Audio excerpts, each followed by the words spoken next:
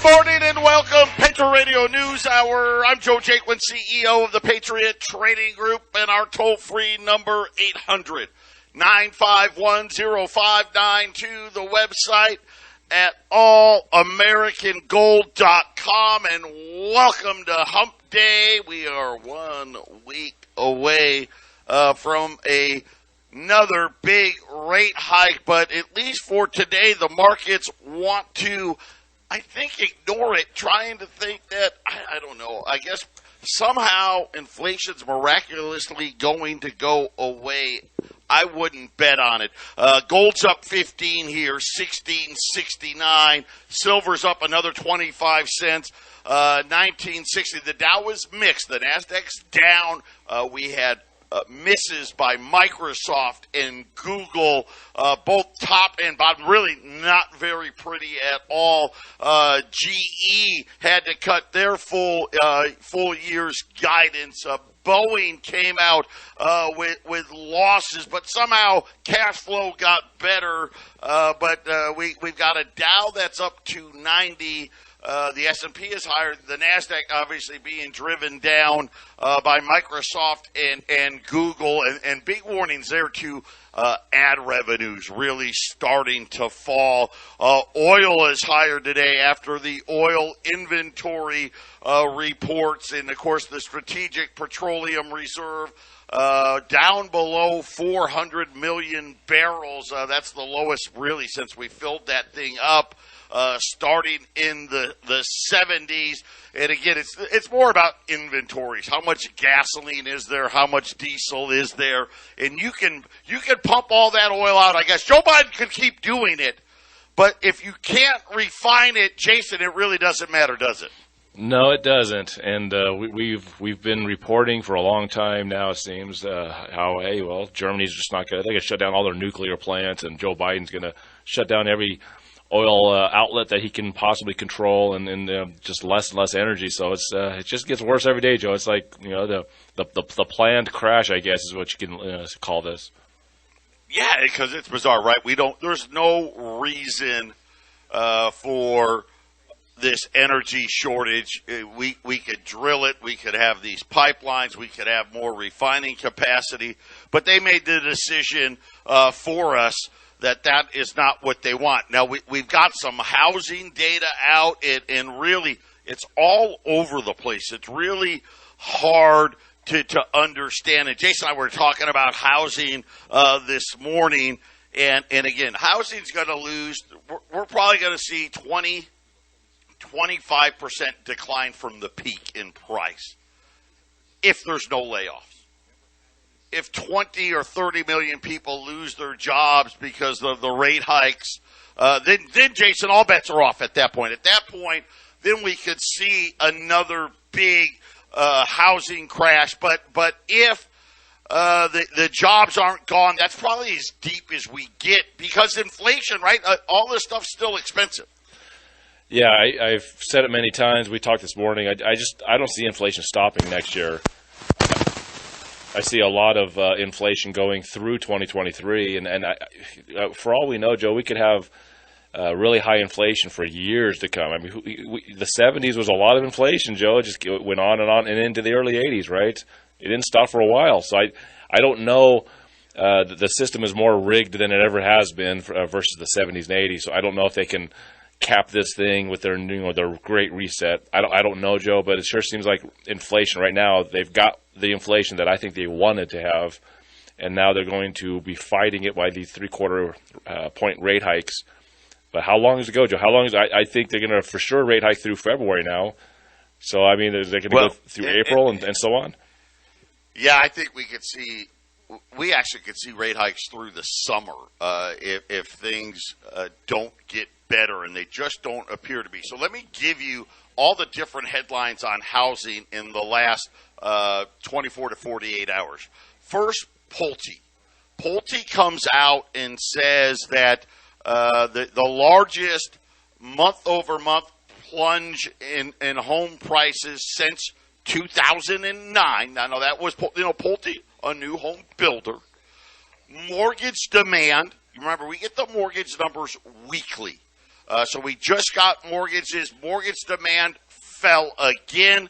They're now saying that mortgage demand is almost 50% less than last year. Same week a year ago, down almost 50%. And really, when we get to January, because January of this year was a big year because remember that they were getting ready to start raising the rates, so everyone was trying to get in. That was kind of the last of the 3% rate. We can see a number very easily where we see housing demand down 70, 75% year over year. So right now in the mid 40s. They also said, obviously, refinancing's down, almost 90%. They're saying that there's less than 150,000 qualified buyers who may be able to benefit from a refi right now. And my guess is somehow I doubt that's even true. So, and by next week, that number may be zero. In other words, the refi market's completely dead.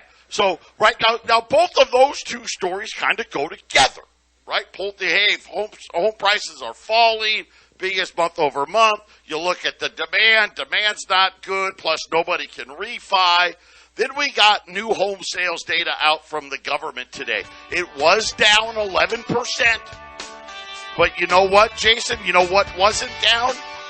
Price. $470,600 for a median price of a new home.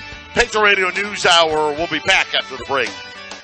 800-951-0592. Home sales down over 18%. Your new home sales down over 18% year over year. But Jason, the price, $470,600, still at near all-time highs. Yeah, I think, and I don't know if I'm sure they have a number for this out there. I think the number that we need to watch for when the housing prices will start going down will be when homes leave the market without being sold. And I don't know how you look that number up, Joe, but I don't think that's happening yet. But it's going to happen, where people just can't sell their homes, and so they're stuck with them. You've mentioned this before, that people are going to end up just being stuck because the interest rates are going up.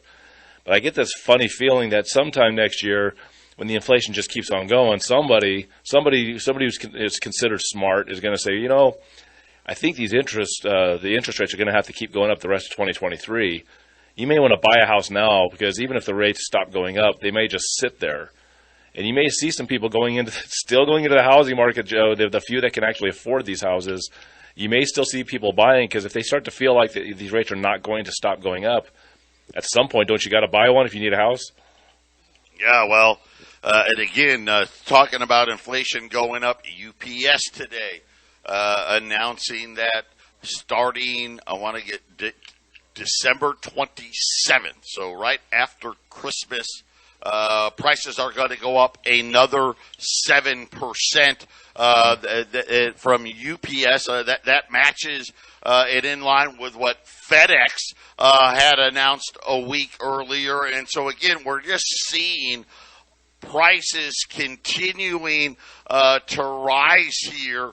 And at the same time, right, we're starting to see all these problems, and now Janet Yellen's out talking about a new program where the Treasury is going to start buying bonds.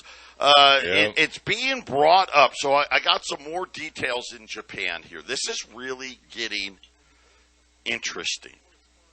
So there's three different types of bonds, and I'm going to say my guess is all of them are 10-year note related. That is used to calculate, like when we said, like today, right now, our 10-year note is at 401. I don't know how. I actually had to Google, is it possible for the 10-year note to yield less than the Fed's funds rate? Because I'm like, well, listen, the Fed's funds rate next week, a week from now, is going to essentially be 4%. And, of course, online, you know what they said online? Well, in theory, no. But, in these crazy times, who knows? Now, obviously, why are we having this liquidity problem? Just as a case in point, yesterday afternoon we were selling 2-year notes. Okay, so 2-year notes. Listen, 2-year notes are yielding like 4.5%. The lowest amount of foreign buyers, and I want to say ever, but it may not be ever. That may be an exaggeration, but let me get the article here. Yeah. So the lowest foreign demand of the year occurred yesterday afternoon. This morning, they were talking about how the Bank of Japan, there's 3 types of bonds that they buy to keep their 10-year note at that 0.25. They're saying in the next couple of months, because they've been doing this for so long, that the Bank of Japan will essentially own all of those. All 3 of those bond, they'll own 100% of the market there. And one of the things they were saying in the article is Japan, we don't know when, right? It could be while we were asleep. It could be at 6 o'clock in the morning. It could be right now, right? It could be at 8:30. The Japanese will need to intervene in their markets. We've seen them doing this now for about 6 weeks. What's happening is they're selling U.S. Treasuries, and they can be selling $1 billion like right now, or $2 billion, or $5 billion, and they do it all at once, right? Hey, we got to save it right now. And Jason, I think this is the problem, because today China did the same thing. They ordered all their banks to sell dollars, which means sell treasuries. And I'm thinking what's happening now is, instead of the Fed ending quantitative tightening, because the answer is simple, stop quantitative tightening, you're going to do it anyway, right? Go back to this, but they don't want to admit it. So now they're going to have the Treasury step into these markets when Japan or China or the UK, whoever it is, needs to sell a ton of treasuries, they're going to buy it up. Yeah, we had briefly talked about this morning also, which is, money is just an idea. People need to understand money is an idea. It's a fabrication. It's a form of trade. It's how hey, I need to buy an apple. Here's some currency so that you can take and go buy, some wheat. So what's going on is nobody wants there's so much market stress that they're, China and Japan, they've been doing this for months, Joe. They've been dumping treasuries for a long time. They're getting rid of dollars because they have to, and nobody's buying them. And so if you're the guy running the Ponzi scheme, you want everyone to be under the Federal Reserve System, the world trade currency, the dollar. You got to keep expanding. You can't, they're saying they're selling off their assets on their sheet. They had $9.5 trillion or whatever it was that they got up to in assets, and most of these being treasuries, mortgage-backed securities being the other stuff. If you're selling it off, it looks like there's less and less, but as a Ponzi scheme, that's the opposite, the thing that you can do to a Ponzi scheme. So they have to figure out a way to increase dollars. And I think, Joe, what you're saying is and I think they're going to do it. I think they're going to give the big banks this ability too to print money. The Fed, I think, is going to allow the Treasury maybe to print money, which is funny. Joe, it's the guys that make the treasuries are going to buy the treasuries. Isn't that insane? Isn't that nuts? You're the ones that are supposed to be selling this stuff. You're going to buy it? You're buying your own stuff. Who buys their own stuff, Joe? I've already bought the stuff at my house. I don't want to rebuy it. And listen, I want to remind everybody, because it bears reminding. Housing, go back to the whole financial crisis. It really started with housing collapsing. Yep. The housing collapse really started in 2005. Yep. Very similar to today, right? All of a sudden, people just stopped buying them. And it took a while, right? It took a while before all of a sudden housing stopped, the prices collapsed. And remember what they were saying then. It's just a subprime problem. There's a little froth in the market, right? And now go to today. They've been doing this with inflation.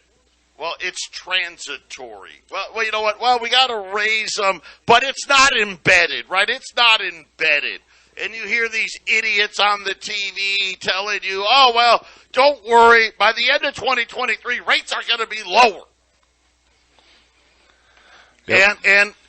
And I think what we got here, Jason, is the same thing. We're watching all of these little cracks in Japan, in China, in Europe, in the UK. Now we're talking about cracks here, to where we've got to have another one of these programs.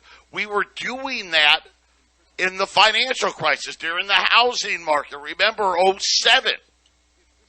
Fed funds rate was 5.25%. And they were talking about getting ready to raise them again.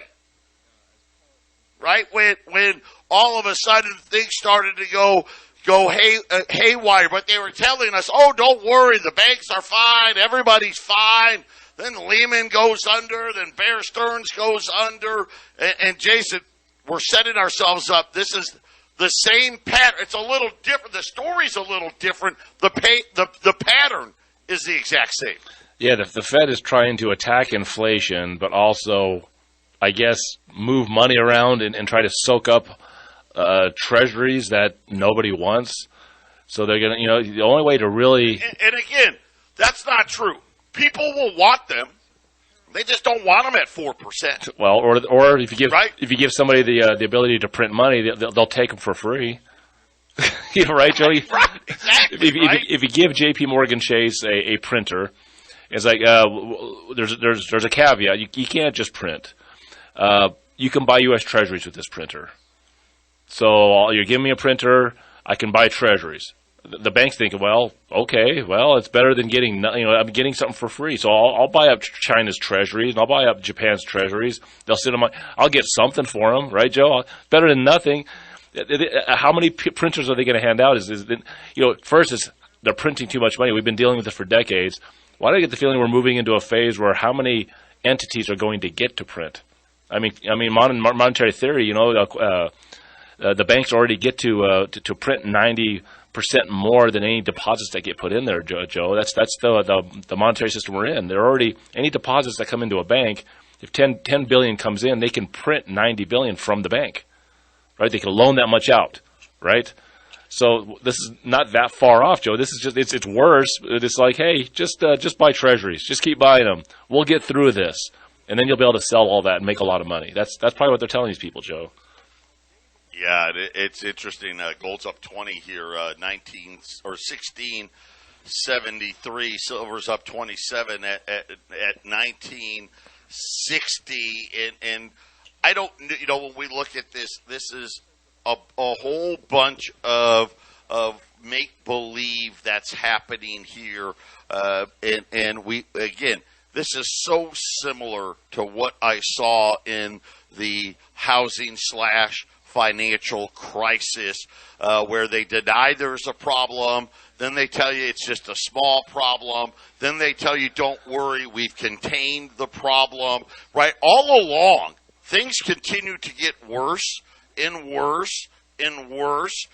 And really, the funny thing now is this whole little thing with now the Treasury Department's going to be at the ready to buy all these treasuries that hit the market. Because again, remember, there are buyers out there. I don't want you to believe, hey, there are buyers. But like I said, I'm not buying at 4%. Yep. Right? Hey, I'll buy a 10-year note at 6. I'll buy it at 7. But we don't see, and again, remember what these markets are intended for. They're intended for price discovery. What we know right now is the central banks are manipulating price discovery, right? They're trying to control what the rates are going to be. In other words, hey, we can't have the 10-year note go to 5% tomorrow. We just can't, because if that happens, well, J.P. Morgan's going to get a margin call, and then that margin call is going to spark a margin call at Citi, which is going to spark a margin call at Royal Bank of Scotland, which is going to create a margin call at Credit Suisse, which creates a margin call at B of A. You get the idea, right? And they're trying to hide true price discovery, and I'm going to tell you this. You can hide it for a while. And let me tell you right now, a while can be years. But as we're finding out now, guess what? You can't hide inflation.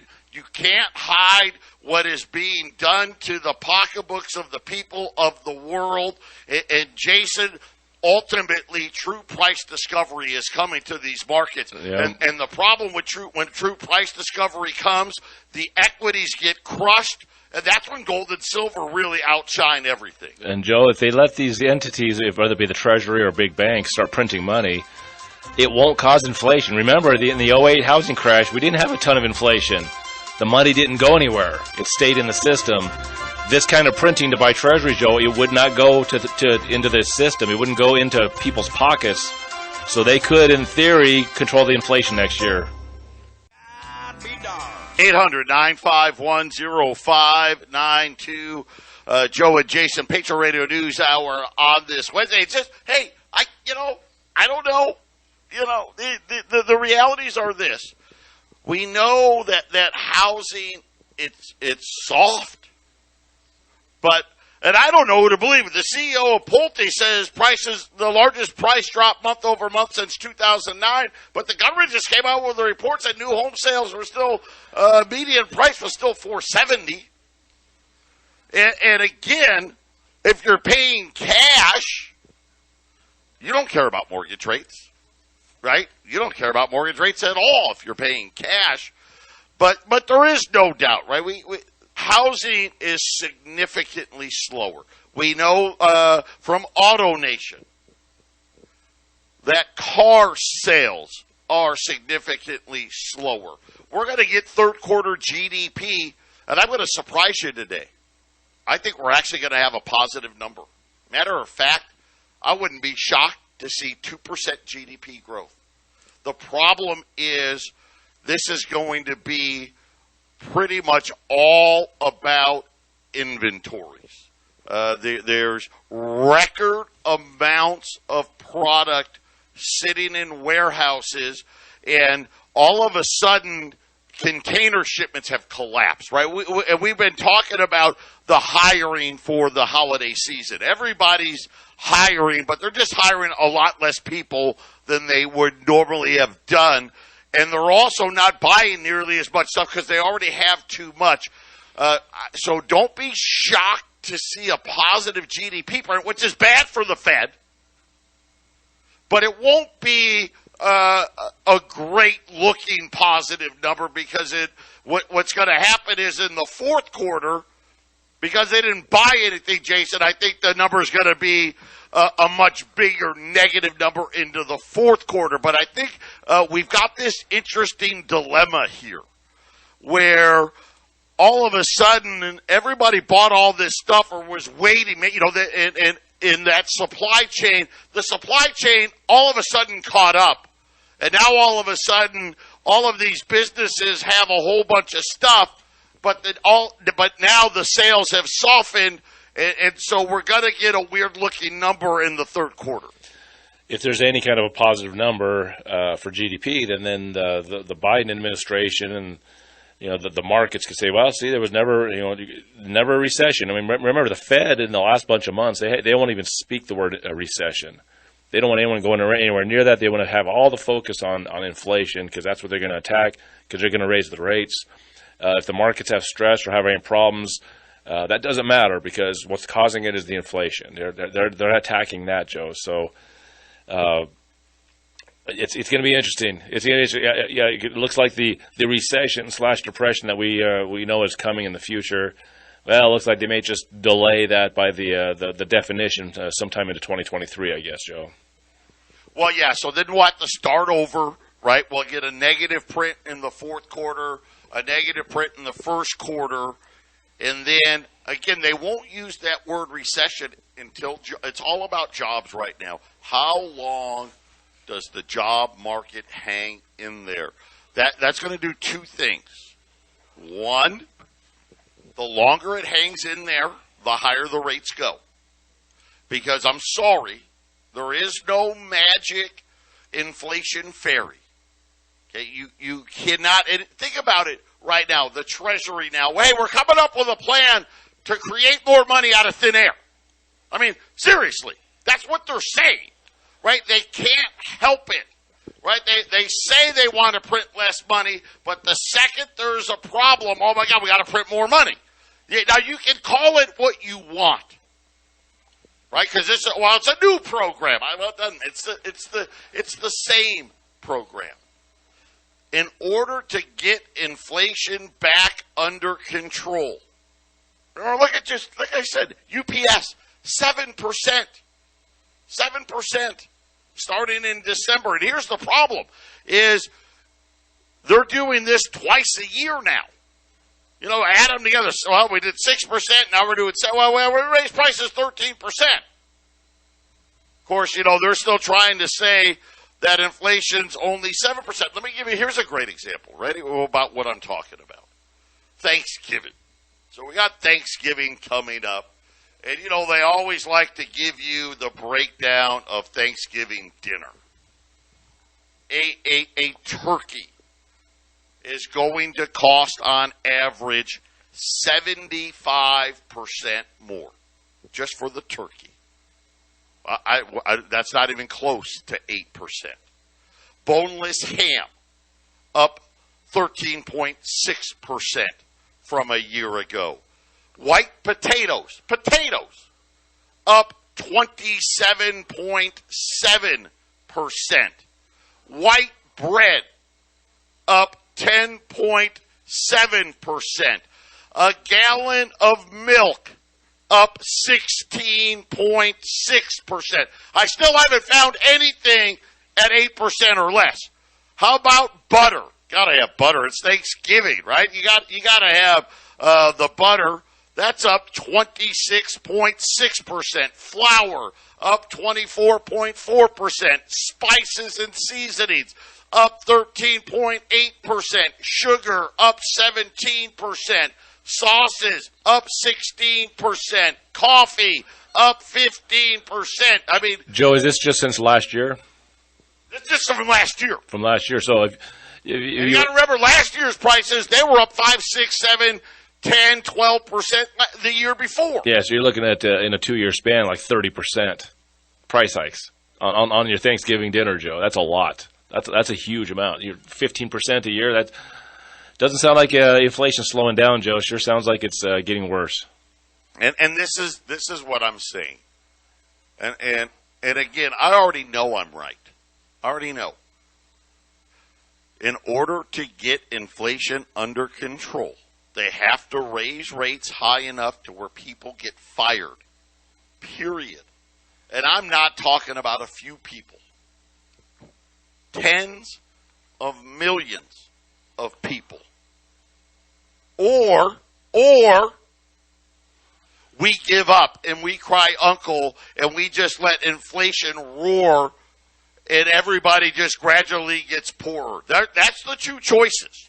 We either enter into a depression with high inflation where 10, 20, 30 million people lose their jobs, or the Fed quits, and all of a sudden $100,000 now means you're lower middle class. Right? $200,000 just to be middle class. The home price, guess what? The home price, it's not $470,000, it's $800,000. Those are our choices. Which one are they going to pick? That's the only question. Patriot Radio News Hour. We'll be back after the break.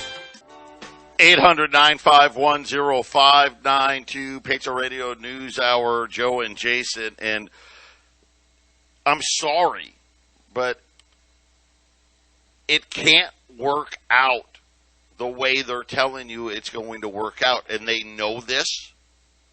They know it can't work out the way they're saying. You know, you're hearing all these people talking about pausing of rate hikes and all this. That's just nonsense. None of the data supports a pause in rate hikes if you truly care about inflation. And let's face it, the Fed has two mandates: full employment, stable prices. We still have full employment. There's not going to be a pause, Jason, unless, again, they decide that, you know what, we're just going to let inflation be entrenched and everybody just get used to it. You're going to get a 5% raise every year, but everything's going to cost you 10% more every year, and everybody just slowly slips in to poverty. Yeah, and you asked the question before the break of which direction will it go. Well, I'm convinced that the Fed doesn't have an existence without keeping inflation under control. Higher inflation, I think that's definitely a goal, Joe. I think we're going to see higher inflation as a permanent fixture. But if you get out of control inflation, that means you don't need the central bank anymore. That makes them useless, and so they have to. If you're trying to cause inflation, from what I understand, Joe, maybe you can tell me how you see it, but if you're a central bank and you're trying to cause inflation, it's not an easy thing to do. There's a lot of moving parts. You know, you can be really brilliant, but it's hard to hit exactly where you want to go. And usually what happens is when you try to cause inflation, you hit a little low and you don't get what you want, or you go a little too high and it gets a little out of your control. I think that's kind of where we're at right now with the coronavirus shutdown, which I think they caused. I believe that has a lot to do with the pandemic and all the restrictions. Has a lot to do with, hey, they wanted to cause inflation. Their markets, their system was under duress in 2019, and the month of December when the Chinese and the Japanese started selling treasuries, just like they are now, Joe. That's when COVID just blew through China and ended up in America early 2020. They caused this inflation. You know, that things are not working in their system. We know they're going for a digital currency. We know that they want to have a great reset with this digital currency, and so they created this inflation, Joe. Now it's high, and I don't know if they'll get it under control or not.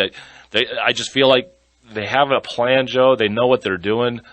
They're going to keep raising rates until it's the level that they want it to be at, which I think in the end will be 3 or 4%, maybe even 5% every year, and that 2%'s gone.